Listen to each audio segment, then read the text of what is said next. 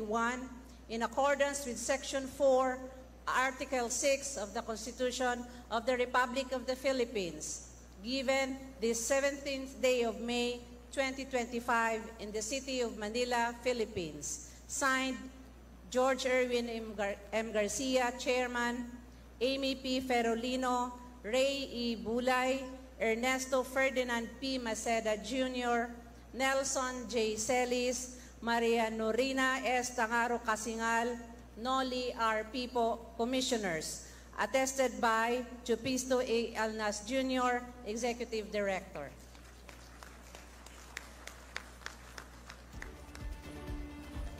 Si Senator Bongo o Christopher Lawrence de Sorogo ay nagsimulang pasukin ang public service noong 1998 bilang Executive Assistant ni Nooy Davao City 1st District Representative at former President Rodrigo Duterte. Nagsilbi siya bilang Special Assistant to the President mula 2016 hanggang 2018 at noong 2019 midterm elections ay nanalo siya sa pagkasenador sa ilalim ng partidong PDP Laban. Noong presidential election 2022, naghain siya ng Certificate of Candidacy para sa Vice Presidency. Pero kalaunan ay nag-withdraw siya para mag-file naman ng COC sa pagkapangulo bilang isang substitute candidate. Pero kalaunan ay nag-withdraw din siya at nitong May elections ay muli siyang tumakbo sa pagkasenador at siya nga ang top 1 o yung may pinakamaraming boto ng nasa mahigit 27 million. Tama. Senator Go for a short message. So ito na yung mensahe ni Senator Bongo.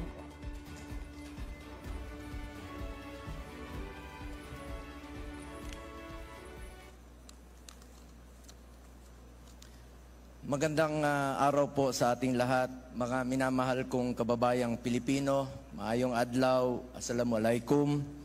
Nagpapasalamat po ako sa Panginoong Diyos, kay Allah, sa buhay na ibinigay, sa mga gabay at sa pagkakataong ito na manilbihan muli sa kapwa ko Pilipino.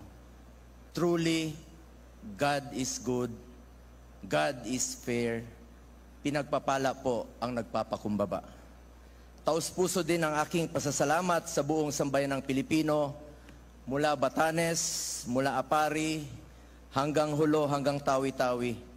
Maraming salamat po sa inyong tiwala at suporta sa akin na isang probinsyano, isang Batanggenyong Bisaya na tubong Mindanao sa pagkakataong makapagserbisyo muli sa inyo.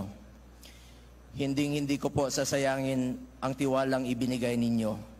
Patuloy po akong magseserbisyo sa inyo sa abot ng aking makakaya dahil bisyo ko po ang magserbisyo sa kapwa ko Pilipino. Hindi rin matutumbasan ang aking pasasalamat kay dating Pangulong Rodrigo Duterte na naging mentor at inspirasyon ko sa pagseserbisyo sa loob ng mahigit 2 dekada. Huwag nating kalimutan ang kanyang mga sakripisyo para sa sambayanang Pilipino. Katulad ng pagsigurong ligtas na nakakalakad sa pag-uwi ang ating mga anak na hindi nababastos at hindi nasasaktan. Tinatandaan ko palagi ang sinasabi niya noon sa akin, just do what is right. Gawin lang ang tama at hindi ka magkakamali. Unahin ang interes ng bayan, unahin po ang interes ng bawat Pilipino. Maraming salamat din po sa ating Vice President Sara Duterte sa pag-endurso sa aming mga Duterten senatorial candidates. Salamat sa mga staff. Salamat rin po sa mga kapwa ko kandidato, Ipe Salvador. Lubos rin po ang aking pasasalamat sa mga bumubuo ng COMELEC sa pamumuno ni Chairman George Garcia at sa ating mga ginagalang na commissioners, sa bawat empleyado ng COMELEC at lalo na sa mga guro na nagsakripisyo. Yung iba po tinawid ang 7 oras para siguraduing maayos at matagumpay ang ating eleksyon. Maraming salamat po sa inyong lahat. Thank you very much, Senator Go. Hindi pa ako tapos. Sorry po. Nagpasalamat lang po ako sa inyo. Sorry po.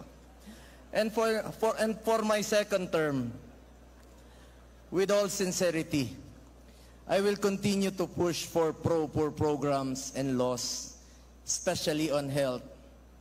Health is wealth. We must work together to bring quality medical services closer to our people, particularly the poor and indigent patients. Ang kalusugan ay katumbas ng buhay ng bawat Pilipino. With the help of my fellow legislators, we will also continue to help our future generations. The youth whose voices we heard last elections and who hold the promise of a brighter future for our country. Hence, we need to invest more in education, like expanding further the law promoting the universal access to tertiary education signed by former President Duterte, so that students will be able to choose more programs and avail of free education. As an advocate of sports, we should also further advance sports development in the country, especially in the grassroots, so that aspiring young athletes can be given the opportunity to improve their skills and hopefully, eventually, produce more Olympic medalists who will bring honor to our country. That is why I keep encouraging fellow Filipinos, especially the youth, to get into sports, stay away from drugs, to keep us healthy and fit. We will also push for legislations that, if enacted, will provide more opportunities in terms of job creation and livelihood support. Together, we must pursue and strengthen food security in order to ensure that there is food on the table of our people. Importante po sa akin ang laman ng tiyan ng mga kababayan natin, lalong-lalo na po yung mga mahirap. We must continue our fight against criminality, illegal drugs, and corruption for a more peaceful and orderly society. Mahalaga pong nakakalakad sa gabi ang ating mga kababayan na walang takot. Hindi po ako politiko na mangangako. Gagawin ko lang po ang aking trabaho para sa Pilipino. The measure of the success of a society is the way it treats and takes care of its own people. As such, starting today, let us now buckle down to work. Magtrabaho na po tayo. Hindi ko po matiis na nakaupo lamang sa opisina habang marami sa ating mga kababayan ang patuloy na naghihirap. Hindi lang naman legislation ang trabaho ng isang senador. Kasama din dito ang mandato, ang oversight para masigurong tama ang ginagawa ng mga ahensya ng gobyerno, representation para makinig sa inyong mga hinaing at maging boses nyo sa Senado, constituency, kayo yon bilang aming pinagsisilbihan.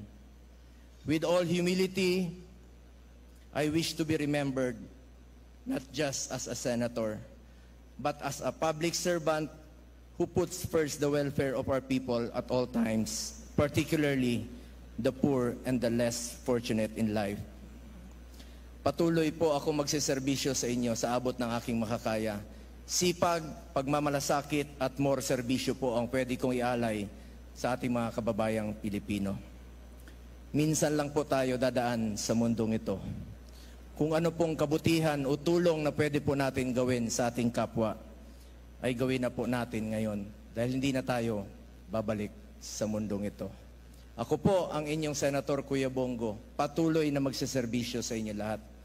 Dahil ako po'y naniniwala na ang serbisyo po sa tao ay serbisyo po yan sa Diyos. Maraming salamat po sa inyong tiwala at suporta. Mabuhay ang Pilipinas. Mabuhay ang mga Pilipino. So, naproklama na po lahat ng 12 nanalong senador nitong eleksyon 2025. So, ang magiging komposisyon, Joseph, ng Senado sa 20th Congress, 5 po ang re-electionist. Yan po ay sina Senator Pia Cayetano, Bato de la Rosa, Bongo, Lito Lapid, at Amy Marcos. 4 naman ay mga returning senators, Tina. Sina Senator-elect Bam Aquino, Senator-elect Ping Lacson, Kiko Pangilinan, at Tito Soto. Tama. At 3 naman ay first-time senators, ang mga kongresistang sina Rodante Marcoleta, Erwin Tulfo, at Camille Villar. Makakasama nila sa Senado ang mga senador na magtatapos naman ng termino sa 2028, yung mga nangangalahati na sa kanilang unang term.